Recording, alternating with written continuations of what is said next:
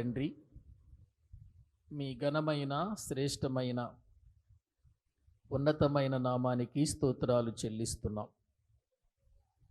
జీవము కలిగిన దేవునిగా పరలోకమందుండి భూమి మీద ఉన్న మనుషులందరినీ చూస్తున్నావు.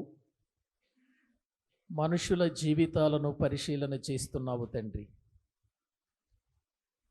మీ సన్నిధిలో ఉన్నటువంటి మేము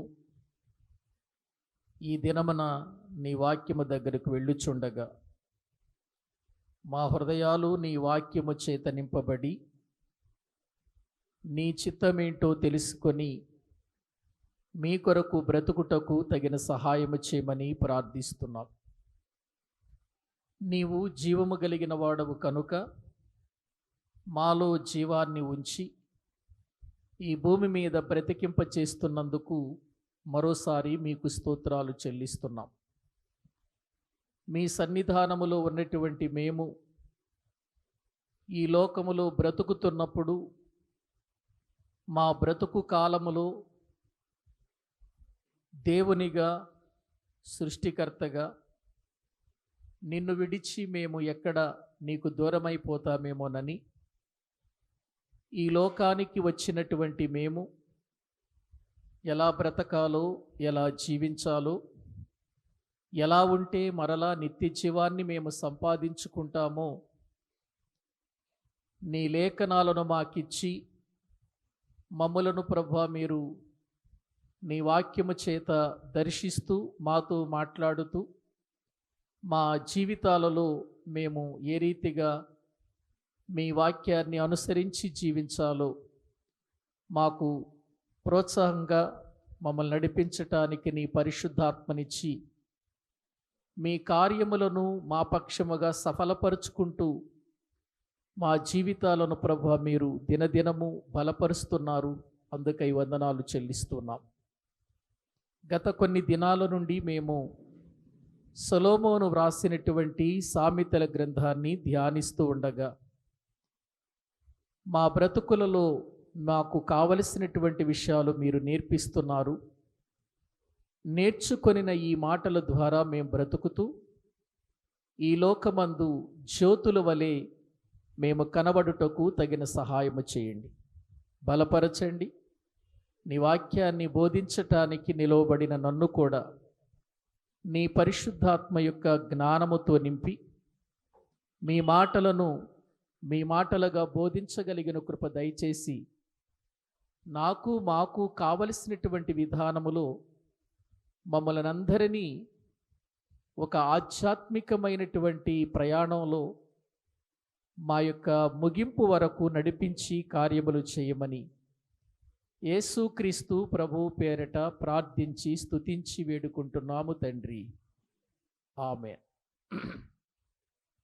ప్రభునందు ప్రియమైనటువంటి దేవుని వారలారా,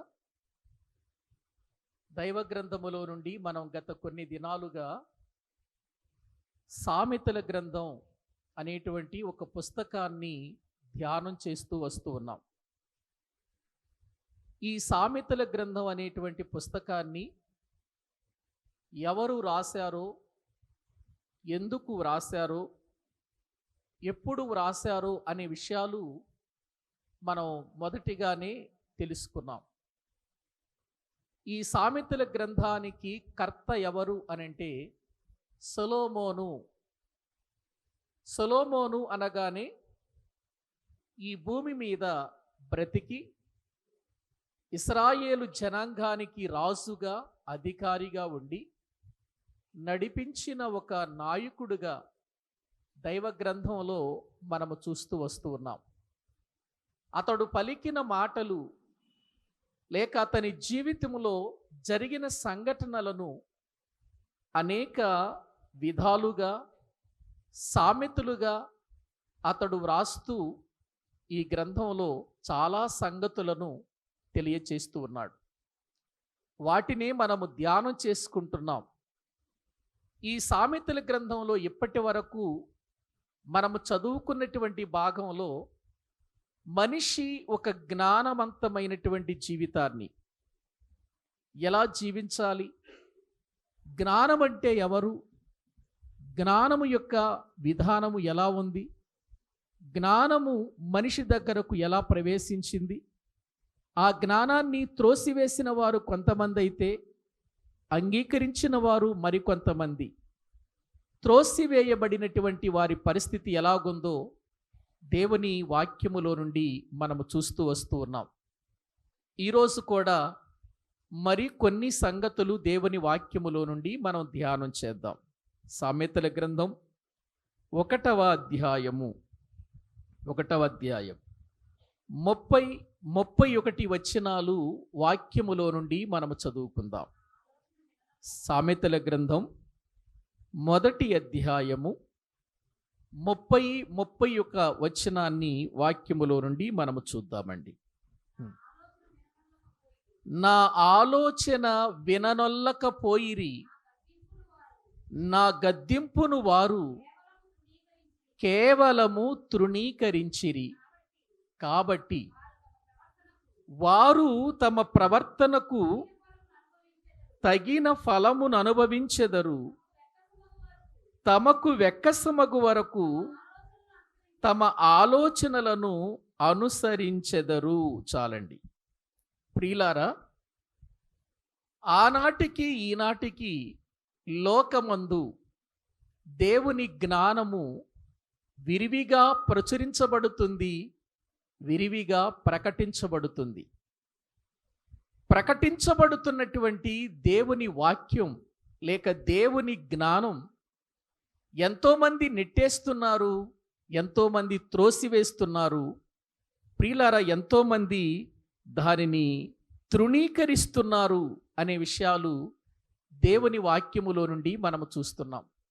ప్రియులారా, గమనించండి, లోకములో మనము చూస్తున్నప్పుడు దేవుని వాక్యము ప్రపంచమంతా వినబడుతుందా లేదా చెప్పండి. ఈరోజు ఏమండి, ప్రపంచమంతా వినబడుతుంది.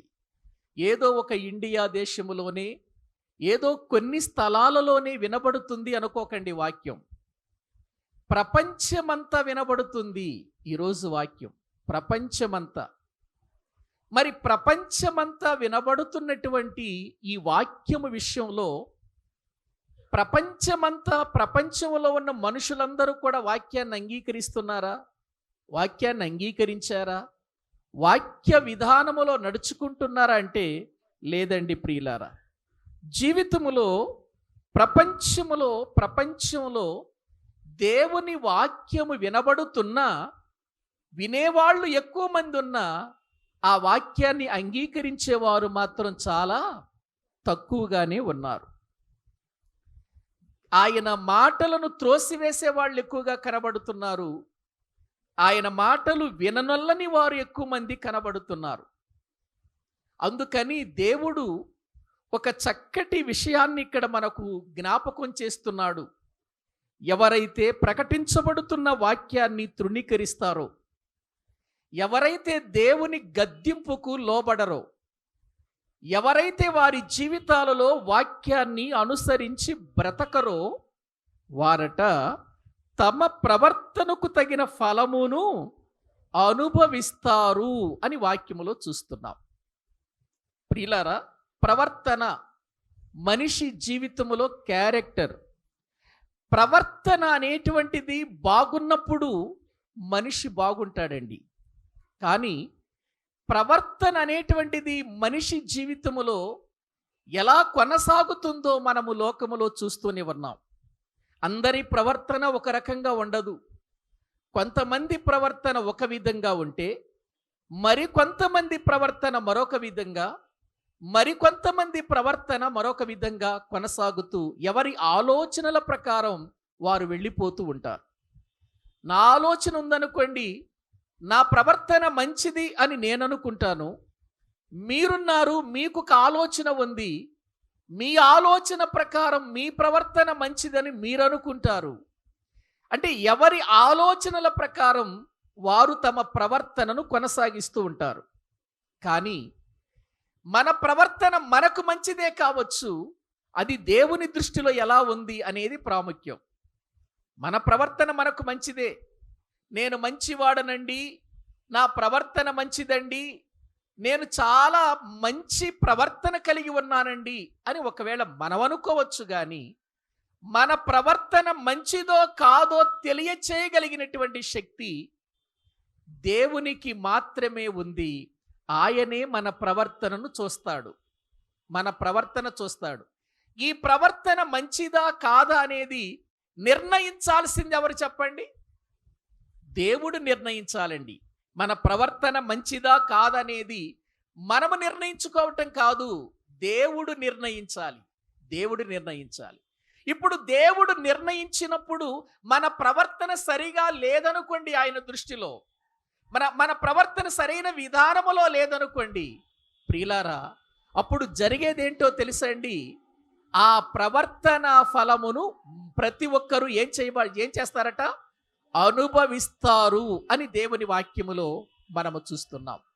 ఎందుకంటే అసలు దేవుడు ఈ భూమి మీద మనల్ని చేసిందే మన ప్రవర్తన సరి అయిన విధానములో ఉండాలని కదండి ప్రియులారా. కాబట్టి మన ప్రవర్తన ఎలా ఉంది అనేటువంటిది మనము చెప్పుకోవటం కాదు, కానీ మన ప్రవర్తన ఎలా ఉంది అనేటువంటిది దేవుని ముందు పెట్టాలి ప్రియులారా. అందుకే అదే సామెతల గ్రంథంలో ఒక మాట అంటాడు చూడండి. అదే 3వ అధ్యాయము 6వ వచనం చదవండి. 3వ అధ్యాయము 6వ వచనం అండి. నీ ప్రవర్తన అంతటి యందు ఆయన అధికారమునకు ఒప్పుకొనుము. ఎవరి అధికారానికి ఒప్పుకోవాలట? మన ప్రవర్తన అంతా దేవుని అధికారము క్రిందకి వెళ్ళాలి మన ప్రవర్తన. ఎందుకంటే దేవుడు మంచివాడు, దేవుడు పరిశుద్ధుడు, దేవుడంటే పాపము లేనివాడు, దేవుడంటే సృష్టికర్త, దేవుడంటే మనిషి జీవితానికి ఆధారమైనవాడు, మనిషిని చేసినవాడు ఆయనే గనుక ఇప్పుడు మనిషి తన ప్రవర్తన అంతటి మీద ఎవరికి అధికారం ఇవ్వాలి? దేవునికి అధికారం ఇవ్వాలి. దేవునికి మన ప్రవర్తన మీద అధికారం ఇస్తే, అయ్యా నీవే నన్ను పరిపాలించు, నీవే నన్ను ఏలు, నీవే నన్ను నడిపించు, నీవే నా జీవితానికి ఆధారమై నేను ఎలా బ్రతకాలో నాకు తెలియచేయమని మనల్ని మనము దేవునికి ఏం చేసుకోవాలి చెప్పండి? అప్పగించుకోవాలి. ఏమండి, ఒక్కసారి మీరు ఆలోచించండి. భూమి మీద మనిషి జీవితంలో బాగా చదువుకొని మంచి ఉద్యోగాలు సంపాదించి ఉద్యోగాలు చేస్తున్నప్పుడు ఉద్యోగం చేసేటువంటి వ్యక్తి తన జీవితాన్ని ఎవరికి ప్రియుల సమర్పించేస్తాడు?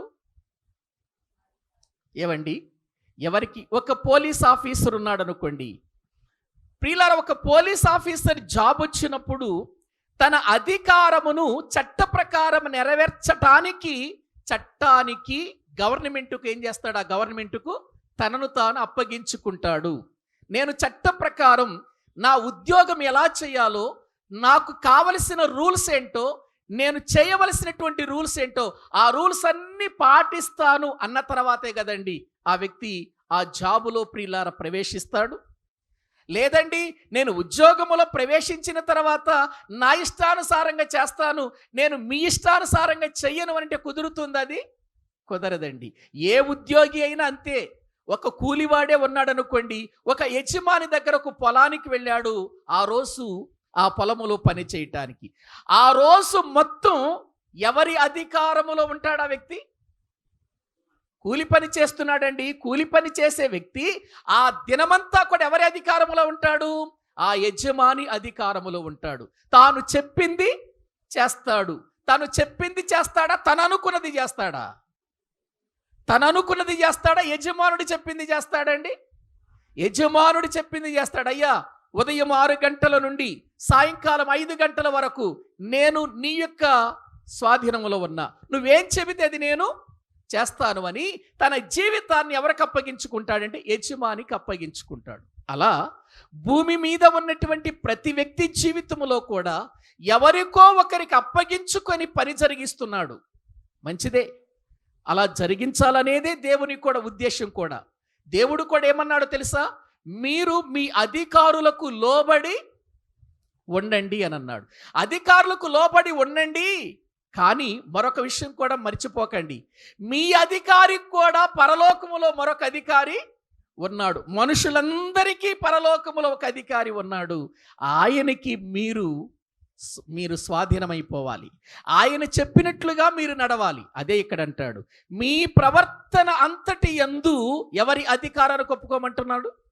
ఆ దేవుని అధికారానికి మనము ఒప్పుకోవాలి. ఎందుకు ఒప్పుకోవాలి ఆయన అధికారి కంటే? మనము మన ప్రవర్తన విషయంలో ఎక్కడ ఆయనకు దూరంగా చెప్పినట్లుగా నడవకపోయినా దానికి తగిన ప్రతిఫలము ఇస్తాడు అనే విషయాన్ని మనము తెలుసుకోవాలి. అందుకే ఇక్కడ ఏమంటున్నాడంటే, మీరు నా మాట వినటం లేదు కదా, నా గద్దింపు వినటం లేదు కదా, నేను చెప్పిన మాటలకు మీరు లోబడటం లేదు కదా. ఎందుకు లోబడటం లేదో, ఎందుకు మీ జీవితాలు నా మాట వినకుండా దారి తప్పుతున్నాయో, వీటన్నిటిని విషయములో నేను ఒకరోజు మిమ్ములను ఏం చేస్తానో తెలుసా? ప్రతిఫలము ఇచ్చుటకు తీర్పులోనికి తీసుకొస్తా మిమ్ములని. ఎందుకో తెలుసా?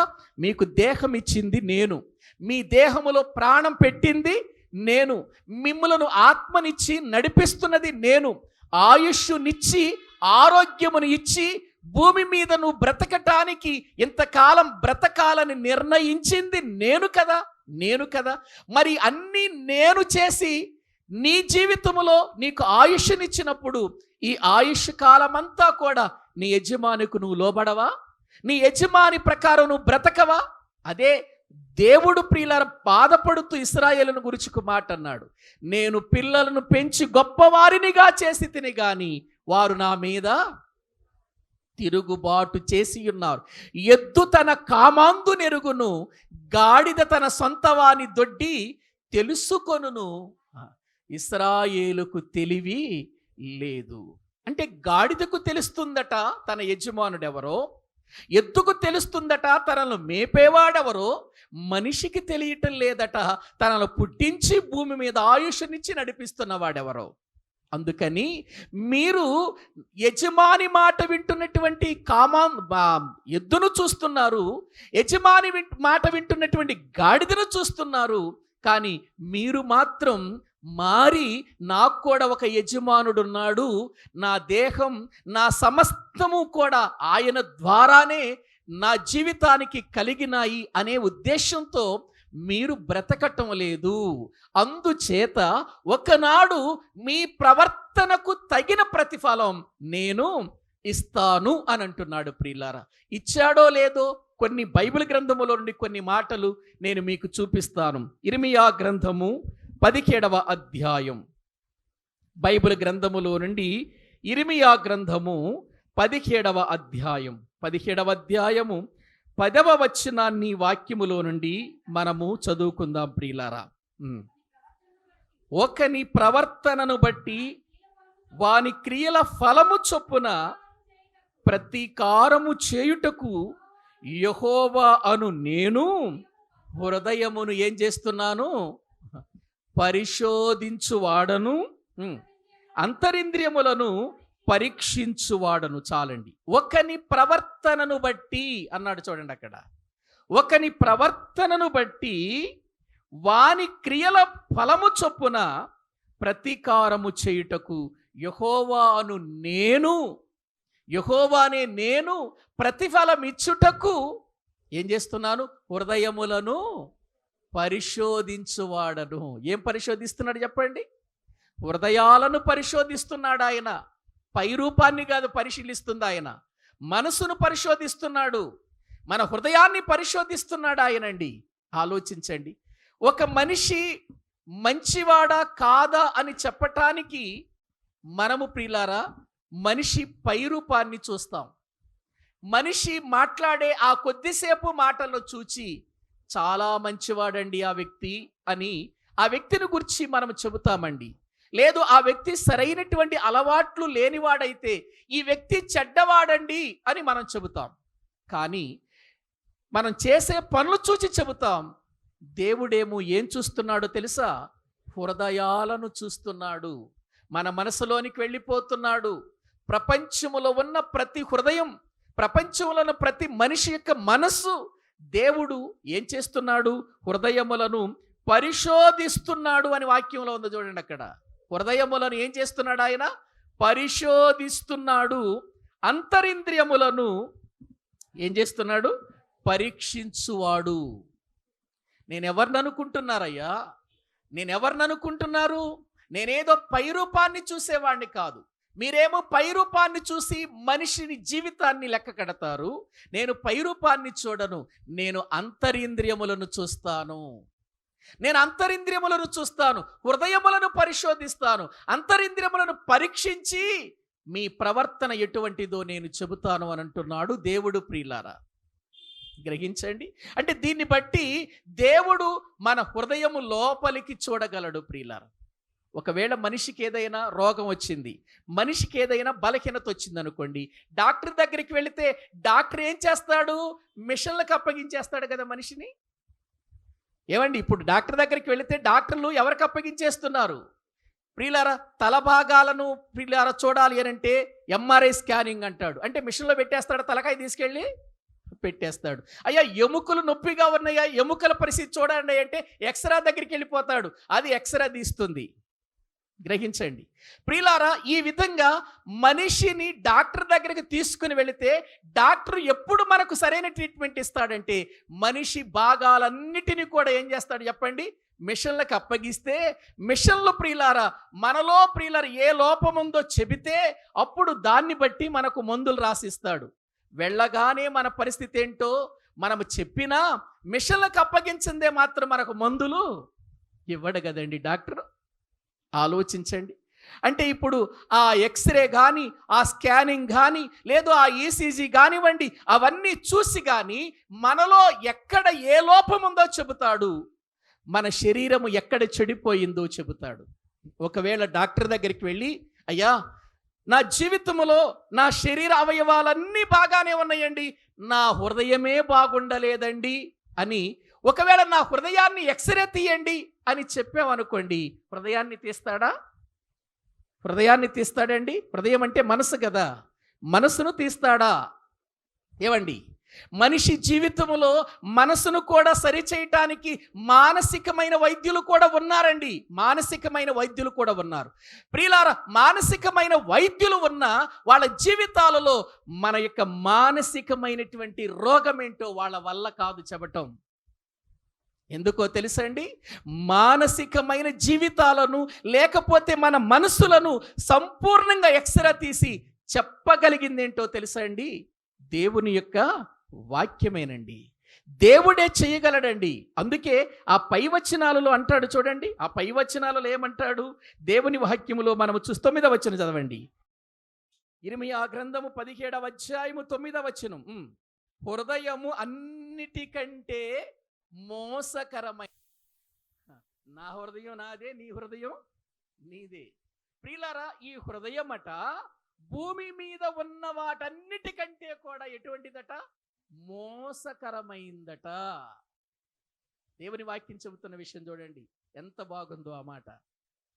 ప్రియులారా, ఎంతగా మన జీవితాలను పరిశీలిస్తే ఆయన చెబుతున్నాడో మీరు గమనించండి. ఎంతగా పరీక్షించాడో చూడండి. ఎందుకు అంతరింద్రియములను పరీక్షిస్తున్నాడు ఆయన అంటే, ఈ అంతరింద్రియములను పరీక్షించటానికి, ఈ మనుషుల యొక్క హృదయాలను పరిశోధించటానికి దేవుడు వాడిన ఎక్స్రేనే ఆయన వాక్యం.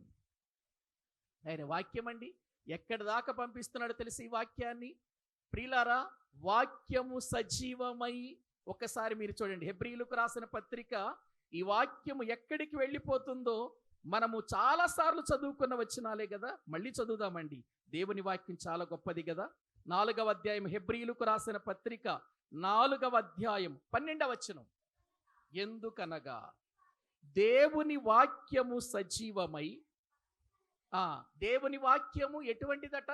సజీవమై, బలము గలదై, రెండంచులు గల ఎటువంటి ఖడ్గము కంటెను వాడిగా ఉండి, ప్రాణమును ఆత్మను, మీరు గమనించండి, ప్రాణాత్మలు, ప్రాణము ఆత్మ, ప్రాణాత్మలను కీళ్లను మూలుగును విభజిస్తూ దూరుతుందట.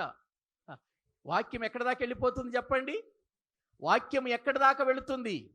ప్రియులారా, ప్రాణమును ఆత్మను కీళ్లను మూలుగును విభజించునంత మట్టుకు దూరుతుంది. బా, ఎంత లోతుకెళ్తుందో చూడండి వాక్యం. ఎందుకు? నిన్ను పరిశోధించటానికి. బాబు కూర్చోనన్నా, అక్కడ వీడియోలో పడతా, కూర్చో. ప్రియులారా, దేవుని వాక్యము సజీవమై బలము గలదై.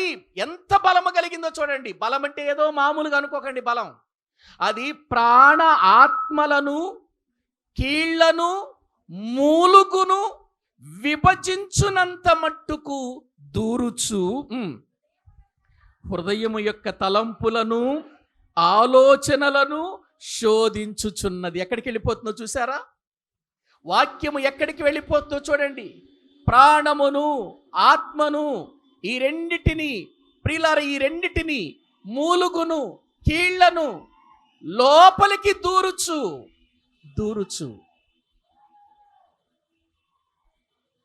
అది ఎంతవరకు వెళ్ళిపోతుందంటే హృదయము లోపలికి వెళుతుంది. హృదయములో ఒక తలంపులేంటో బయటికి తీసుకొస్తుంది.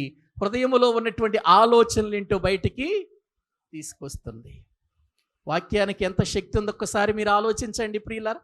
ఇటువంటి ఎక్స్రే, ఇటువంటి స్కానింగ్ భూమి మీద ఎక్కడైనా ఉందా? ప్రాణాత్మలను కీళ్లను మూలుగులను విభజించునంతకు మట్టుకు దూరుచు హృదయం యొక్క లోపలికి వెళ్ళి హృదయములో ఉన్న ఆలోచనలు బయటికి తీసుకొస్తుంది. మనసులో ఉన్న ఆలోచనలు బయటికి తీసుకొస్తుంది. మనసులో ఉన్నటువంటి తలంపులను బయటికి తీసుకొస్తుంది. అంటే ఎంత శక్తి అంటారు ఇది? ఎంత పవర్ఫుల్! ఒకసారి మీరు ఆలోచించండి ప్రియులారా.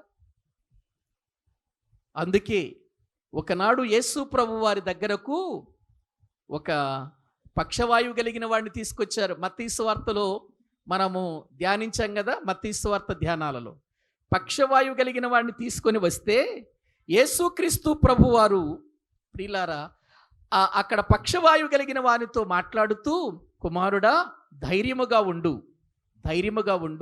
నీ పాపములు క్షమించబడి ఉన్నవి అని చెప్పగానే అక్కడ ఉన్నటువంటి పరిసయ్యులు, శాస్త్రులు, మనుషులందరిలో కలవరం వచ్చేసింది కదా. ఏంటి కలవరం? పాపములను క్షమించుటకు ఈయనెవరు? పాపాలు క్షమించటానికి దేవుడు కదా, దేవుడు ఒక్కడే కదా.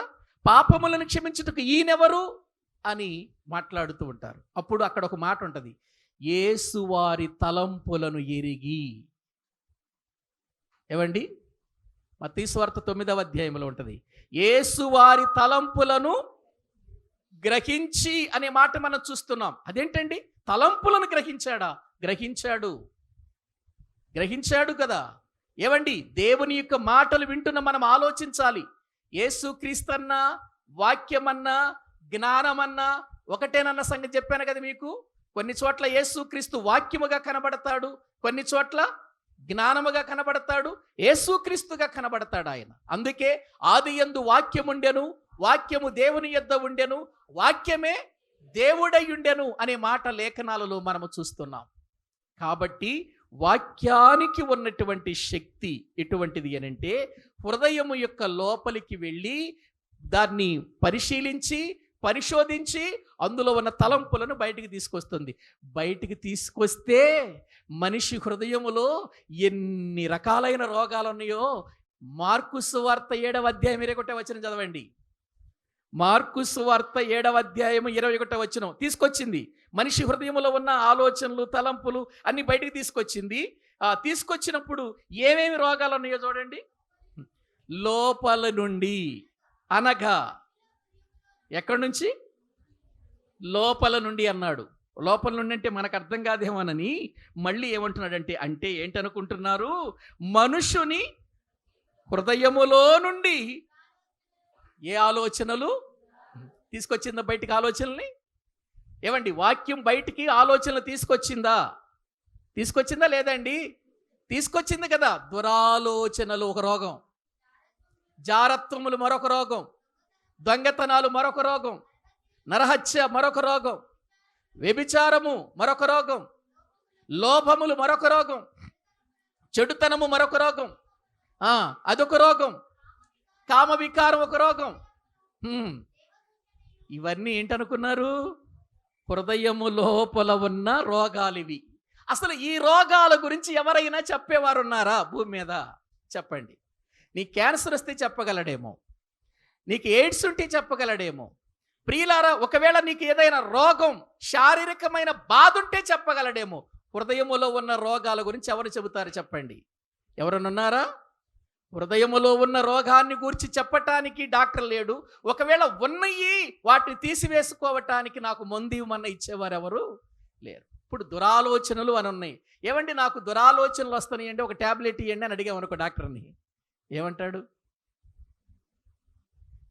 ఏమండి నా జీవితంలో దొంగతనాలు బాగా చేస్తున్నానండి, దొంగతనాలు మానేయటానికి ఒక మందు ఏమైనా ఉంటే ఇవ్వండి అన్నాం అనుకో, ఒక సిరప్ ఏమని ఇస్తాడా? అయ్యా వ్యభిచారం చేస్తున్నానయ్యా, నేను వ్యభిచారం అంటే మహా ఇష్టం అయిపోయిందయ్యా నాకు, నా వ్యభిచారం మానుకోవటానికి ఏమైనా ట్యాబ్లెట్ ఉంటే ఇమ్మన్నాం అనుకో, ఇస్తాడా? ఇలేం. అందుకే హృదయము అన్నిటికంటే మోసకరమైనది, అది ఘోరమైన వ్యాధి కలది, దాన్ని గ్రహింపగలవాడు ఎవడు? ఎవడు అంటే భూమి మీద ఎవడూ లేడు, భూమి మీద ఏ మనుషుని వల్ల కాదు, కానీ మానవుణ్ణి చేసిన దేవుడున్నాడే, ఆ దేవుని వల్ల ప్రియులారా మన ప్రవర్తన ఏంటో, మన హృదయం ఏంటో, మన హృదయములో ఉన్న రోగాలేంటో తెలియచేస్తుందండి. అంత శక్తివంతమైన వాడు దేవుడు. అందుకే మీ ప్రవర్తన ఫలమును బట్టి యెహోవాను నేను ఏమిస్తానంటున్నాడు? ప్రతిఫలము ఇస్తాను అని మాట్లాడుతున్నట్లుగా లేఖనాల్లో చూస్తున్నాం. కాబట్టి ఇప్పుడు మన ప్రవర్తనకు ప్రతిఫలం ఎవరివ్వాలి? ఎవరిస్తారు? దేవుడిస్తాడు. అందుకే నా మాట విని మీరు బాగుపడతారా? బాగుపడండి. నా మాటకు లోబడి జీవితాలు మార్చుకుంటారా? మార్చుకోండి. పాపాన్ని విడిచిపెడతారా? విడిచిపెట్టండి. లేకపోతే ఒకానొక సమయం వస్తుంది, ఆ సమయమందు నేను దానికి ఏమిస్తానంటున్నాడు? ప్రతిఫలం. యెహెజ్కేలు గ్రంథంలో కూడా చూడండి ఒక మాట, 7వ అధ్యాయము 4వ వచనం. యెహెజ్కేలు గ్రంథము 7వ అధ్యాయము ప్రియులారా 4వ వచనాన్ని మనము చదువుకుందాం. నీ ఎడల కటాక్షముంచకయు కనికరము చూపకయు ఉందును, నేను యెహోవానై ఉన్నానని నీవెరుగునట్లు నీ ప్రవర్తన ఫలము నీవు అనుభవింపచేసేదను, నీ హేయకృత్యములు నీ మధ్యనే ఉండనిత్తును. ఏమంటున్నాడు? నేను యెహోవానై ఉన్నానని నీవు ఎరుగునట్లు. నేను దేవుడినని నువ్వు ఎరగాలి. నేను దేవుడినని నీవు ఎరుగునట్లు నేనేం చేస్తానో తెలుసా? నీ ప్రవర్తన ఫలము నీవు అనుభవించాలి. నీ ప్రవర్తనకు తగిన ఫలం అనుభవించాలి. ఈరోజు నువ్వు పాపము చేస్తూ తప్పించుకుంటున్నాను ఎవరికి తెలియదనుకుంటున్నావా? కానీ ఒకరోజు దాని ఫలం ఏం చేయాలి? నువ్వు అనుభవించాలి.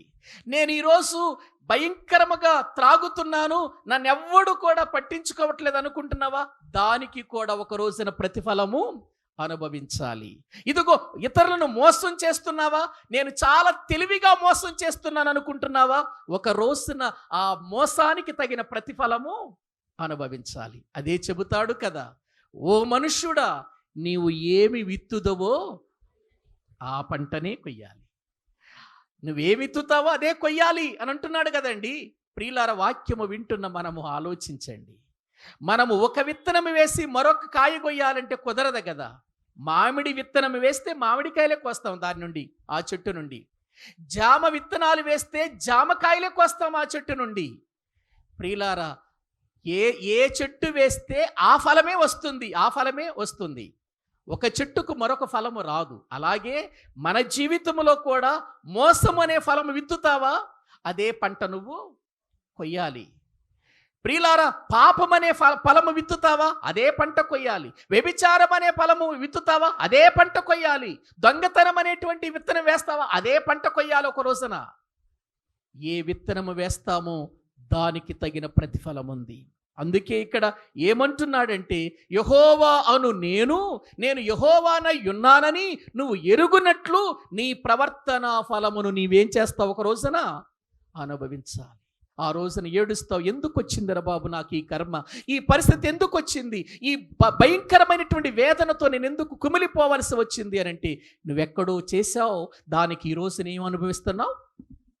ప్రతిఫలము అనుభవిస్తున్నావు అని మనము తెలుసుకోవాలి ప్రియులారా. మరొక మాట చూడండి, ఇర్మియా గ్రంథము 32వ అధ్యాయము 19వ వచనం చదవండి. ఇర్మియా గ్రంథము దేవుని వాక్యములో నుండి ప్రియులారా 32వ అధ్యాయము వాక్యములో నుండి 19వ వచనం చదువుకుందాం. ఆలోచన విషయములో నీవే గొప్పవాడవయ్యా, క్రియలు జరిగించు విషయములో శక్తి సంపన్నుడవయ్యా, వారి ప్రవర్తనలను బట్టి వారి క్రియాఫలమును బట్టి అందరికీ ప్రతిఫలం ఇచ్చుటకై నరపుత్రుల మార్గములన్నిటినీ నీవు కన్నులారా చూస్తున్నావు. ప్రియులారా, ఆలోచించండి. ఇక్కడ దేవుని యొక్క సన్నిధానములో భక్తుడు చేస్తున్న ప్రార్థన మనం వింటున్నాము కదండి. ఆ ప్రార్థనలో అతడు ఏమని కోరుకుంటున్నాడు అని అంటే, ఏమని చెబుతున్నాడంటే, అయ్యా నీవు మామూలు వ్యక్తివి కాదు, ఆలోచన విషయములో నీవు శక్తి సంపన్నుడవు. ఆలోచన విషయములో నీవెవరివి? శక్తి సంపన్నుడవు. క్రియలు జరిగించు విషయములో ఎటువంటి వాడవు? నీవు గొప్పవాడవు, శక్తిమంతుడవు.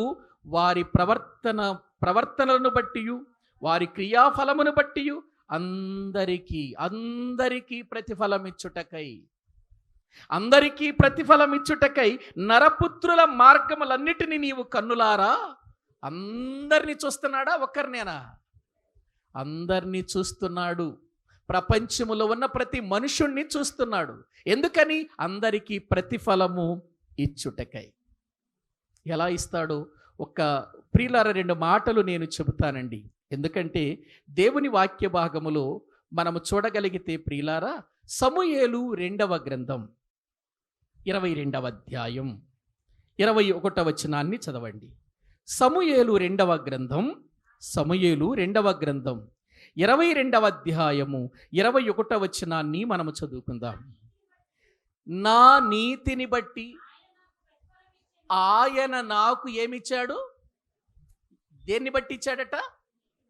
నేను నడుచుకున్న నీతిని బట్టే నాకు ఏమిచ్చాడు? ఆయన ప్రతిఫలం ఇచ్చాడు అని.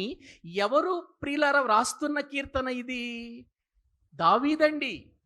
18వ కీర్తన ఈ సమూయేలు గ్రంథం ప్రియులారా మనం చదువుకున్న 22వ కీర్తన ఒకటే.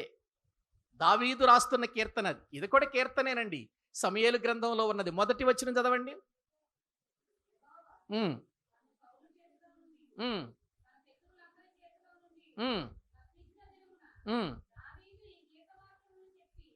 దావీదు ఈ గీత వాక్యములను, గీతం అంటే ఏంటండి? అదే మళ్ళీ 18వ కీర్తనగా ఇక్కడ కీర్తన రాశాడు. మళ్ళీ కీర్తన గ్రంథం ఒకరండి, అదే 18వ కీర్తన అండి. 18వ కీర్తనలో ప్రియులారా మనము చూడగలిగితే 20వ వచనం చదవండి.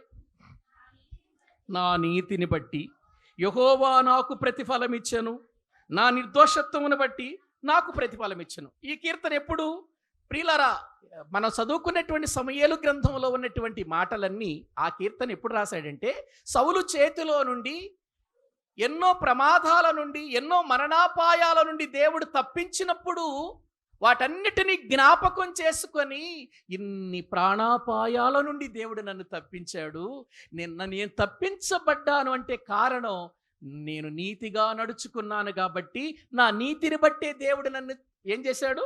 తప్పించాడు. అందుకే 18వ ఆ కీర్తనలో పైన చిన్న అక్షరాల్లో ఉంటే చూడండి, ప్రధాన గాయకునికి యెహోవా దాసుడైన దావీదు కీర్తన. అతని శత్రువులందరి చేతిలో నుండి, సౌలు చేతిలో నుండి యెహోవా అతని తప్పించిన దినమున దావీదు ఈ గీత వాక్యములను చెప్పి యెహోవాను స్తోత్రించి అతడు ఇట్లనెను. ఇప్పుడు 22వ అధ్యాయం చూడండి సమూయేలు. మొదటి వచనం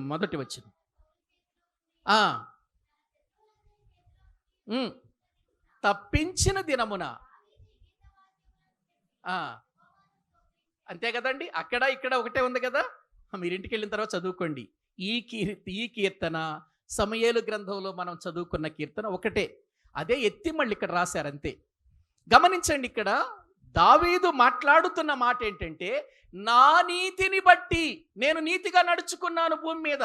నేను రాజునైనప్పటికీ, అధికారం ఉన్నప్పటికీ, నేను శక్తివంతుడినైనప్పటికీ, యుద్ధములు చేయగలిగిన వాడనైనప్పటికీ, నా చేతిలో కావలసినంత సైన్యం ఉన్నప్పటికీ కూడా నన్ను తప్పించింది మాత్రం ఎవరు?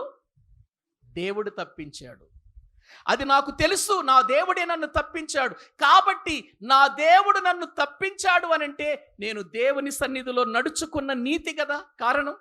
నేను నీతిగా నడుచుకున్నాను కాబట్టి, నేను నిర్దోషిగా ఉన్నాను కాబట్టి, నన్ను చూసిన దేవుడు నాకేమిచ్చాడు? ప్రతిఫలం ఇచ్చాడు. నన్ను ఆ ప్రాణాపాయం పరిస్థితిలో నుండి ఏం చేశాడు? నన్ను తప్పించాడు అని అతడు వ్రాస్తున్నట్లుగా మనం చూస్తున్నాం. ఒక్కసారి మీరు సమూయేలు మొదటి గ్రంథం కూడా చూడండి, 26, 23. సమూయేలు మొదటి గ్రంథం దేవుని వాక్య భాగములో నుండి మనం చూస్తే 26వ అధ్యాయము 23వ వచనాన్ని మనం చదువుకుందాం. యెహోవా, ఈ దినము నిన్ను నాకు అప్పగించినను, నేను యెహోవా చేత అభిషేకము నొందిన వానిని చంపనల్లకపోయినందున ఆయన నా నీతిని, నా విశ్వాస్యతను చూచి నాకేమిచ్చాడు? ప్రతిఫలం. చూసారా? సౌలేమో దావీదుని ఏం చేయాలనుకుంటున్నాడు? ఎప్పటికప్పుడు చంపాలి అనే పగతో, ద్వేషంతో బ్రతుకుతున్నాడు. వాస్తవానికండి, దావీదు తలుచుకుంటే సౌలు పెద్ద పెద్ద పనేం కాదు చంపటానికి. ఎందుకంటే 6 మూరల జానుడు గొల్యాతును చంపినటువంటి దావీదు సౌలును చంపలేడండి చంపాలనుకుంటే.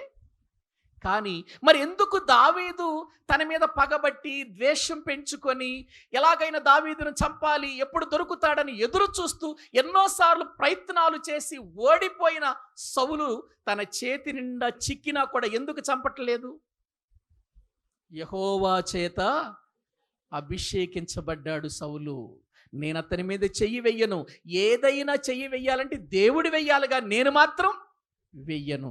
నేను మాత్రం నా విశ్వాస్యతను కాపాడుకోవాలి, నా నీతిని నేను కాపాడుకోవాలి అని అనుకుంటూ అతడు జీవితాన్ని కొనసాగించాడు. తన చేతికి శత్రువు దొరికినప్పటికీ కూడా శత్రువును వదిలిపెట్టేశాడు, తన నీతిని చాటుకున్నాడు. శత్రువును చంపటానికి ఇష్టపడలేదు. చంపటానికి అన్ని అవకాశాలున్నా కూడా అతని మీద చెయ్యి వెయ్యకూడదనుకున్నాడు. తన నిర్దోషాన్ని చాటుకున్నాడు. అందుచేత దేవుడు అతన్ని మరణాపాయాలలో నుండి, ఎన్నో శ్రమలలో నుండి, ఎన్నో ఇరుకులలో నుండి, ఎన్నో ఇబ్బందులలో నుండి దేవుడు అతన్ని ఏం చేశాడు చెప్పండి? తప్పించాడు. గనుక వాటన్నిటినీ జ్ఞాపకం చేసుకుంటూ నా నీతిని బట్టి, నా నిర్దోషత్వాన్ని బట్టి దేవుడు నాకేమిచ్చాడు? ప్రతిఫలం ఇచ్చాడు. అంటే దేవుడు చెప్పినట్టుగా నడుచుకున్నాడు దావీదు. దేవుని మాట ప్రకారం నడుచుకున్నాడు దావీదు. దేవుని మాట ప్రకారం జీవించాడు దావీదు. అందుకే దేవుడు అతన్ని ఏం చేశాడు చెప్పండి? తప్పించినట్లుగా మనం చూస్తున్నాం. ప్రియులారా, మరొక వ్యక్తి మనకు కనబడతాడు న్యాయాధిపతుల గ్రంథంలో. అతడు కూడా ఏమంటాడో ఒకసారి చూడండి. బైబిల్ గ్రంథములో న్యాయాధిపతుల గ్రంథము ప్రియులారా మొదటి అధ్యాయము 7వ వచనాన్ని చదవండి. ప్రియులారా, న్యాయాధిపతుల గ్రంథము 1వ అధ్యాయము 7వ వచనం. అప్పుడు అదోనీబెజకు తమ కాళ్ళ చేతుల బొటన వ్రేళ్లను కోయబడిన 70 మంది రాజులు నా భోజనపు బల్ల క్రింద ఏం చేశారు? మొక్కలు ఏరుకొనుచుండిరి. నేను చేసినట్లే దేవుడు నాకు ప్రతిఫలం ఇచ్చాను. నాకు చేసినట్లే దేవుడు నాకేమిచ్చాడు? ప్రతిఫలం ఇచ్చాడు అని వాక్యాలు చూస్తున్నాం. ఇక్కడ జరిగిన విషయం ఏంటంటే, యెహోషువ మరణించిన తర్వాత అమ్మ కూర్చోబెట్టండి అబ్బా. యెహోషువ మరణించిన తర్వాత ఏం జరిగిందంటే, యెహోషువ మరణించిన తర్వాత కనానీయుల మీదకి ఇశ్రాయేలు యుద్ధానికి వెళుతున్నారు. ఎందుకంటే యెహోషువ ఉన్నప్పుడే దేవుడు మోషే ద్వారా తెలియచేసింది ఏంటంటే, మీరు కనాను దేశములో ఉన్న సమస్త స్వాస్థ్యాన్ని మీరు సంపాదించుకోవాలంటే ఆ దేశములో ఉన్నటువంటి కొంతమంది ఉన్నారు, వారిని మీరేం చేయాలంటే సమూల నాశనం చెయ్యాలి అని దేవుడు చెప్పాడు. యెహోషువ చనిపోయాడు. ఇశ్రాయేలీయులు ఇప్పుడు కనానీయుల మీదకు యుద్ధానికి వెళ్ళాలి అని అనుకున్నప్పుడు, ప్రభువా ఎవరు వెళ్ళాలయ్యా యుద్ధానికంటే, మీరే వెళ్ళాలి అని యూదా రాజ్య ప్రియులారా యూదులకు చెప్పాడు. అప్పుడు యూదా వారు ఏం చేశారంటే, షిమ్యోనీలను కలుపుకొని, సహోదరులారా ఇదిగో ఇప్పుడు కనానీయుల మీదకు యుద్ధానికి వెళుతున్నాం, మీరు కూడా మాతో కలిసి రండి అని చెప్పారండి. కలిసి వెళ్ళారు, యుద్ధం చేస్తూ ఉన్నారు. అదోని బెజకు అనేటువంటి వ్యక్తి మీద యుద్ధం చేస్తూ ఉంటే, ప్రియులారా అదోని బెజకు పారిపోతున్న వ్యక్తిని పట్టుకొని వీళ్ళు చేసిన పని ఏంటంటే, కాళ్లకు చేతులకున్న బొట్టన వ్రేళ్ళను తీసేశారు. ముందు అదోని బెజకు యొక్క చేతులకు ఉన్న బొట్టన వ్రేళ్ళు, కాళ్లకు ఉన్న బొట్టన వ్రేళ్ళు తీసేశారు. బొట్టన వ్రేళ్ళు తీసివేస్తే ప్రియులారా ఏదైనా ఒక వస్తువు గట్టిగా పట్టుకోగలమా? యుద్ధం చేయాలి, రాజు కదా, యుద్ధం చేయాలి. కనానీయుల రాజు అదోని బెజకు యుద్ధం చేయాలంటే ఖడ్గం పట్టుకోవాలి, ఆయుధం పట్టుకోవాలి. ఆయుధం పట్టుకోగలుగుతాడా గట్టిగా?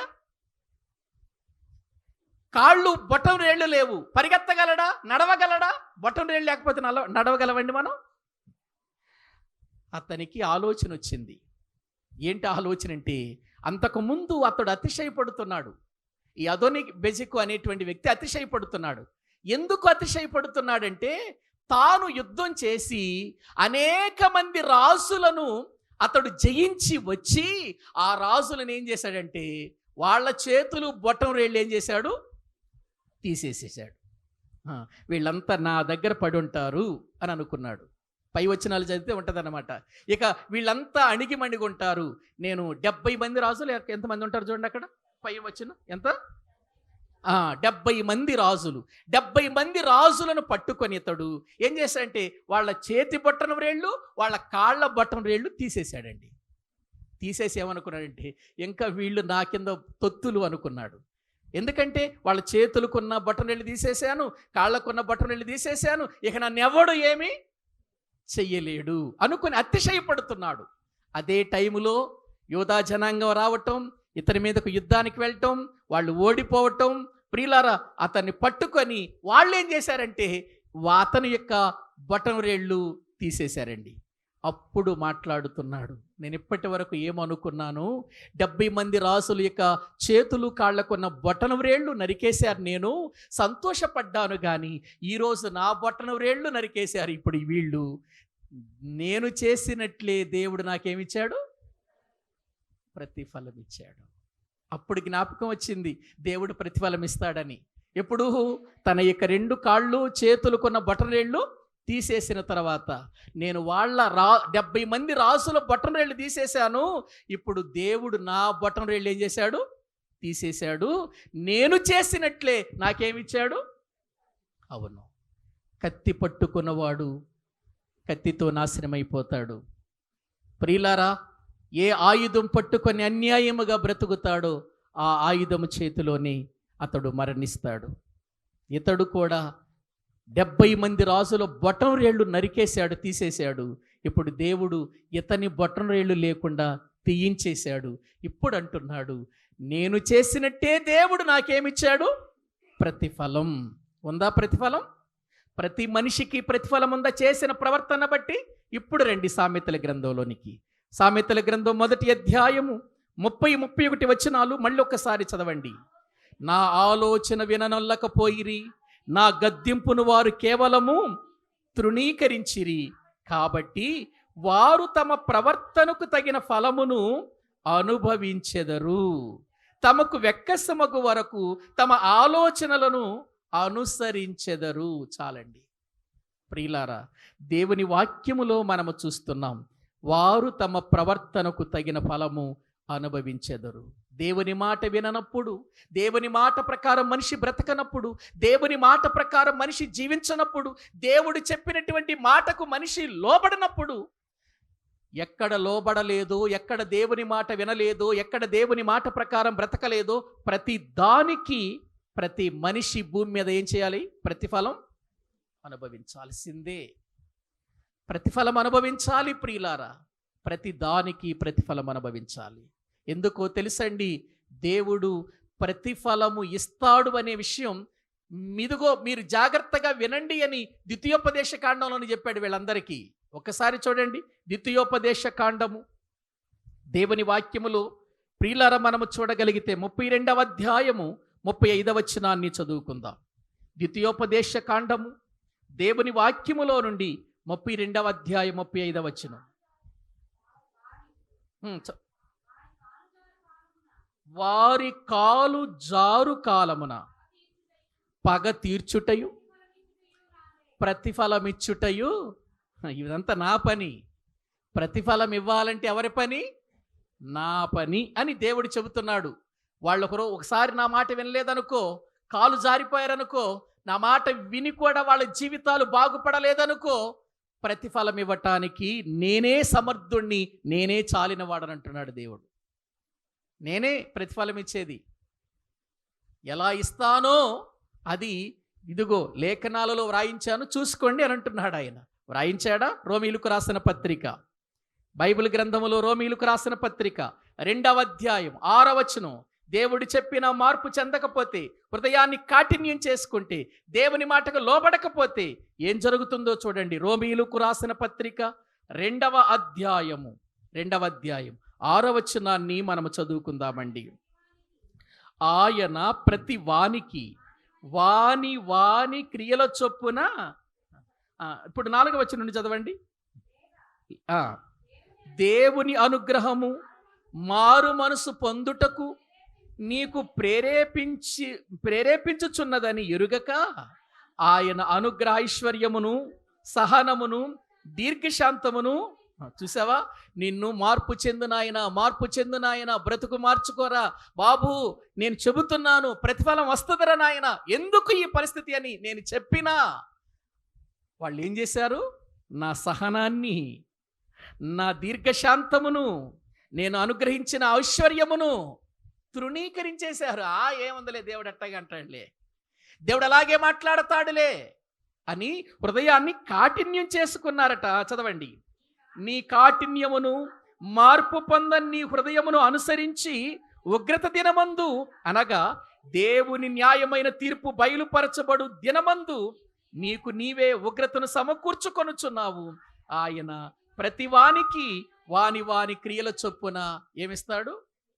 ప్రతిఫలమిస్తాడు. వాని క్రియల చొప్పున ప్రతిఫలమిస్తాడు. నేను చెప్పాను అక్కడ జరుగుతుంది ఏంటంటే 2వ అధ్యాయంలో ఒక మనుషుడు మరొక మనుషుడికి తీర్పు తీరుస్తున్నాడట. తీర్పు తీర్చేవాడు ఎట్లా ఉండాలి? ఏమండి, ఇప్పుడు మీకు అర్థం అవటానికి చెబుతాను. ఒక వ్యక్తి, ఒక భార్య భర్తలు విడిపోయారండి. గొడవలు వచ్చి భార్య భర్తలు విడిపోయేవారు. ఇప్పుడు భార్య భర్తలు విడిపోయినటువంటి వారిని కలపటానికి తీర్పు తీర్చే వ్యక్తి ఎలా ఉండాలి చెప్పండి? ఎలా ఉండాలి? ఆయన భార్యతో ఆయన సరైన విధానంలో ఉండేవాడై ఉండాలి. ఇప్పుడు తీర్పు తీర్చేవాడు భార్య కూడా సరైన విధానంలో లేదు, వాళ్ళిద్దరు కూడా విడిపోయారు అనుకో, ఇప్పుడు ఆ విడిపోయినటువంటి వాడే వచ్చి విడిపోయిన వాళ్ళకి తీర్పు తీరుస్తుండకి ఎట్లా ఉంటుంది? అది ఎట్లా ఉంటుంది? ఇక్కడ జరుగుతుంది అది. నువ్వు ఇతరులకు తీర్పు తీరుస్తున్నావు, మళ్ళీ నువ్వు కూడా అదే పని చేస్తున్నావరా నాయనా. ఇతరులకేమో నీవు తీర్పు తీరుస్తున్నావు, ఇలా ఉండాలి, అలా ఉండాలి, అలా బ్రతకాలి, ఇలా బ్రతకాలి, ఇతరుల తీర్పు తీరుస్తున్నావు. కానీ నీ దగ్గరకు వచ్చేసరికి నువ్వు కూడా అదే అలవాట్లలో, అదే పద్ధతుల్లో బ్రతుకుతున్నావు. అదేంటి? అది సరైన పద్ధతేనా? నీ బ్రతుకు బాగుండక ఎదుటోడు బ్రతుకు బాగుపడాలని కోరుకుంటున్నావేంటి? నీ స్థితి బాగుండకుండా ఎదుటోడు స్థితిని గురించి మాట్లాడుతున్నావేంటి నువ్వు? నీ బ్రతుకు మారకుండా ఎదుటోడు బ్రతుకు మారాలని కోరుకుంటున్నావేంటి నువ్వు? తప్పది. నీకు అవకాశం ఇస్తున్నాను, మార్చుకో.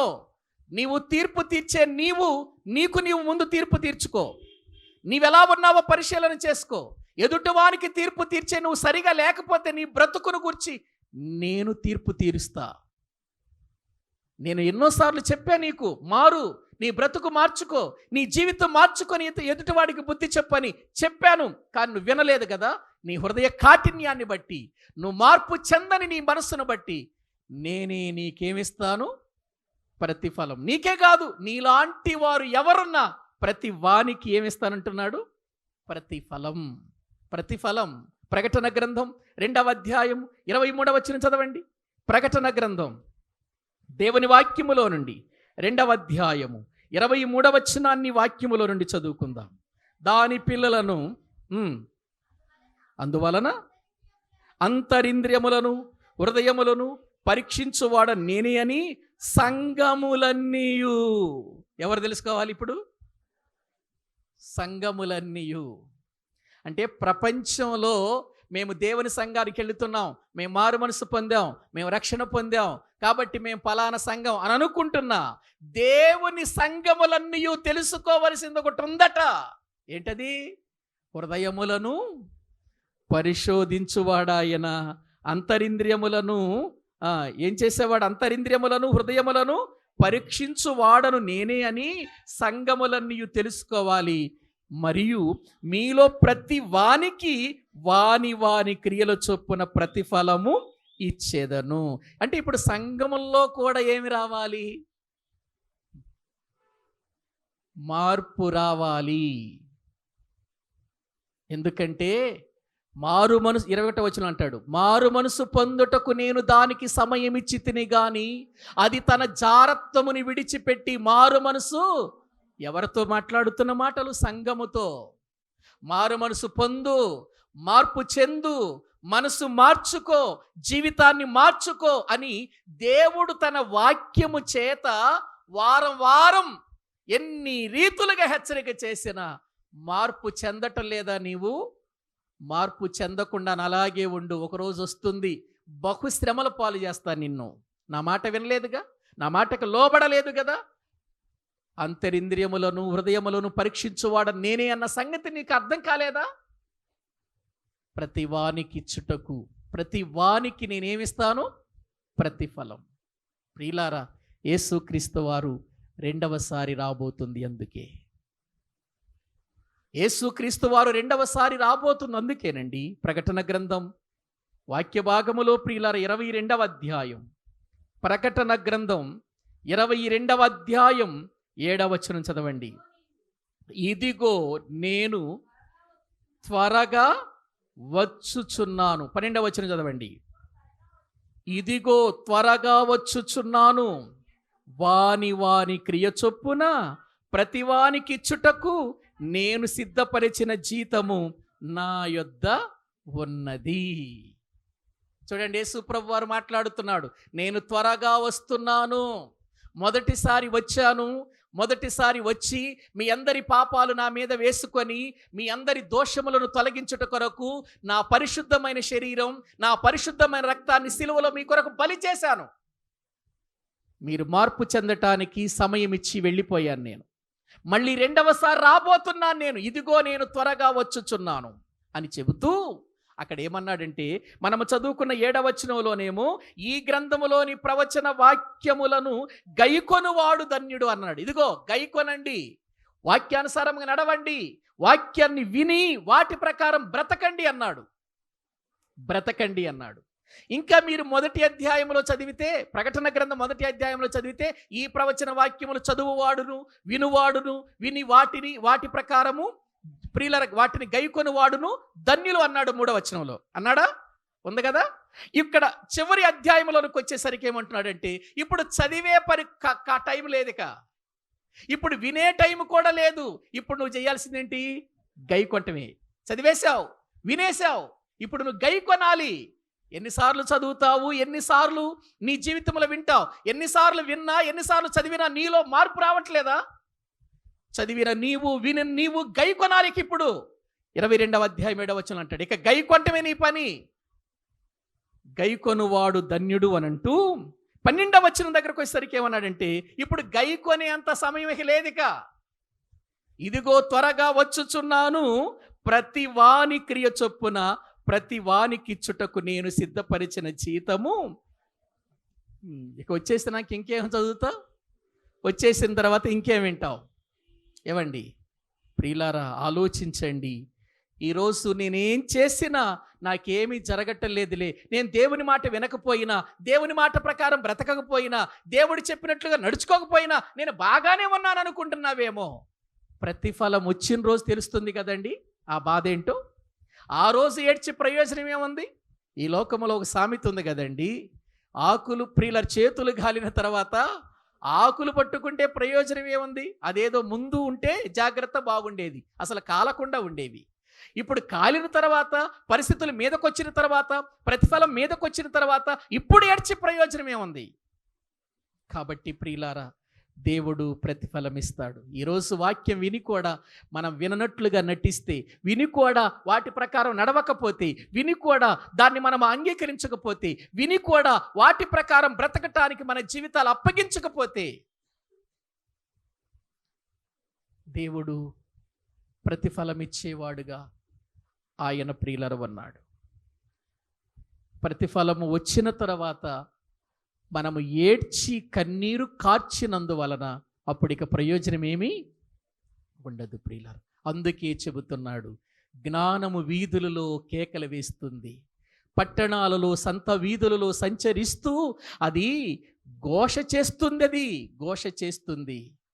ఇప్పటికైనా వినండి, నా గద్దింపు విని తిరగండి, నా మాట విని మార్పు చెందండి, నా మాట విని మీరు జ్ఞానానికి లోబడండి.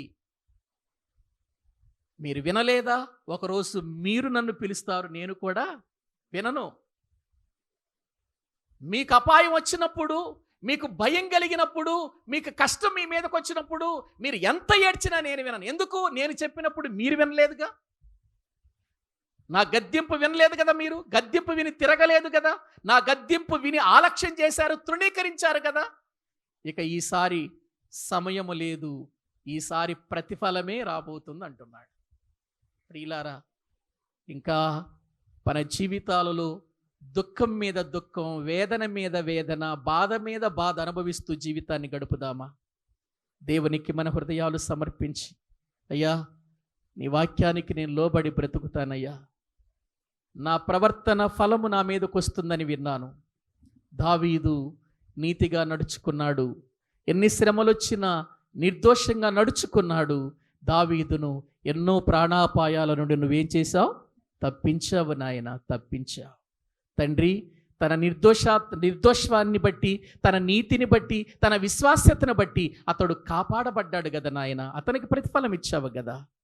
అలా నేను కూడా నడుచుకుంటే నువ్వు నాకు కూడా ప్రతిఫలం ఇస్తావయ్యా, నాకు కూడా సరైన మార్గం నేర్పిస్తావయ్యా, సరైనటువంటి రీతిలో నేను జీవించినట్లుగా చేస్తావు అని ఒకవేళ ప్రియులారా మనము కోరుకుంటే తప్పకుండా ఆయన మనకు న్యాయమే చేస్తాడు. ఏదైనా మనం చేసే క్రియలను బట్టే కదా వచ్చేది ప్రతిఫలం. అవి మంచి క్రియలైతే మంచి జీతం పుచ్చుకుంటాం, అవి చెడ్డ క్రియలైతే చెడ్డ ప్రియులారా దానికి వచ్చే ప్రతిఫలమే మనము అనుభవిస్తాం. ఏ ప్రతిఫలం మనం పొందుకోబోతున్నాం ఒక్కసారి ఆలోచించండి. ప్రతిఫలం మాత్రం గ్యారెంటీ, అది మంచిదైనా చెడ్డదైనా. చెడ్డదానికి ప్రతిఫలం వస్తుంది, మంచిదానికి ప్రతిఫలం వస్తుంది. ఏ ప్రతిఫలము కావాలని కోరుకుంటున్నాం? మంచి ప్రతిఫలము కావాలంటే ఆయన జ్ఞానానికి, ఆయన మాటకు, ఆయన చిత్తానికి లోబడి ఆయన చెప్పినట్లుగా నడుచుకుంటే తప్పకుండా దేవుడు నీకు మంచి ప్రతిఫలం ఇస్తాడు. త్రోసివేసావా? ప్రియులారా, వచ్చే ప్రతిఫలాన్ని బట్టి ఏడవాలి, దుఃఖపడాలి. జీవితమంతా శ్రమలతో, కష్టాలతో, వేదనతోనే జీవితాన్ని కొనసాగించాలి. ఆయన మాట విని, ఆయన మాటకు లోబడి, ఆయన చిత్తాన్ని నెరవేరుస్తూ ప్రతిఫలము మంచిగా ఉండేటట్టుగా మనం కాపాడుకుందాం. చెడు అనేది మనలో నుండి తొలగించుకుందాం. దేవునికి విరోధమైన తీసివేసుకుందాం. మనలో దేవునికి ఆయాసకరమైన తొలగించుకొని ప్రభు సన్నిధిలో బ్రతుకుదాం. ప్రియులారా, అటువంటి ఉన్నతమైన కృప దేవుడు మనకివ్వటానికి రెడీగా ఉన్నాడు గనుక ఆ ప్రతిఫలం రాకమునిపే, ఆ శిక్ష మన మీదకి రాకమునిపే మనలను మనము దేవుని దగ్గర ఒప్పుకొని, మన సంగతి ఏంటో చెప్పుకొని, మనలో ఉన్న లోపాలేంటో తీసివేసుకొని పరిశుద్ధంగా బ్రతకటానికి ఇష్టపడదాం. తలల వంచండి, ప్రార్థన చేసుకుందాం. తలల వంచండి. ప్రతిఫలం ఇచ్చేవాడు ఆయన. ఈరోజు మన హృదయాలను చూస్తున్నాడు, మన అంతరింద్రియములను చూస్తున్నాడు. ఆయన పరిశీలిస్తున్నాడు, పరీక్షిస్తున్నాడు, పరిశోధిస్తున్నాడు. ప్రియులారా, నేను చేసేవి ఆయనకేం తెలియవు అని అనుకుంటున్నావేమో. ఆయన దేవుడు, నీలాంటి మనిషి కాదు. ఆయన పై రూపాన్ని కాదు ఆయన చూసేది. ఆయన మన హృదయం లోపలికి వెళ్ళిపోతున్నాడు. ప్రాణాత్మలను, కీళ్లను, మూలుగులను విభజించినంత మట్టుకు దూరిపోతుంది ఆయన వాక్యం. హృదయములో ఏ ఆలోచనను బయటికి తీసుకొస్తుంది, హృదయములో ఏ తలంపులను బయటికి తీసుకొస్తుంది ఆ వాక్యం చూపిస్తుంది.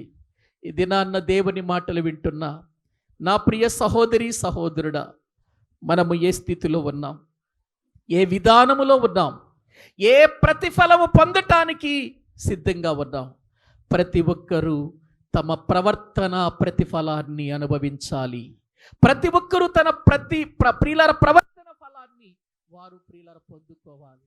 అందుకే అయ్యా, నా ఆలోచనలు మంచివి కాదు, నా తలంపులు మంచివి కాదు, నా జీవిత విధానములో చెడు ఆలోచనలు ఆలోచిస్తూ మంచివాడనే అని అనుకుంటున్నాను నేను. అందుకేనయ్యా, నన్ను నేను నీకు అప్పగించుకుంటున్నానయ్యా. నీ అధికారానికి నా ప్రవర్తన ఒప్పుకుంటున్నానయ్యా. నీవే నన్ను పరిపాలించయ్యా, నీవే నన్ను నడిపించయ్యా, నీవే నాకు సహాయము చెయ్యి నాయనా. నా ఆలోచనలు కాదయ్యా, నీ ఆలోచన ప్రకారం నడిపించు నాయనా. నీ అధికారానికి నేను ఒప్పుకుంటున్నానయ్యా. నువ్వు ఎలా నడిపిస్తావో నడవటానికి నేను ఇష్టపడుతున్నాను. నీ మాటకు ప్రభువా నేను అవిధేయుడిని కావద్దు నాయనా. విధేయత కలిగిన వ్యక్తిగా నేను బ్రతుకుతానని మళ్ళీ మనము దేవునికి అప్పగించుకుందామా, ప్రార్థన చేసుకుందామా? అందరూ కూడా ప్రియులారా కొన్ని నిమిషాలు ప్రార్థనలో గడపండి. అందరూ కూడా ప్రార్థనలో గడపండి ప్రియులారా.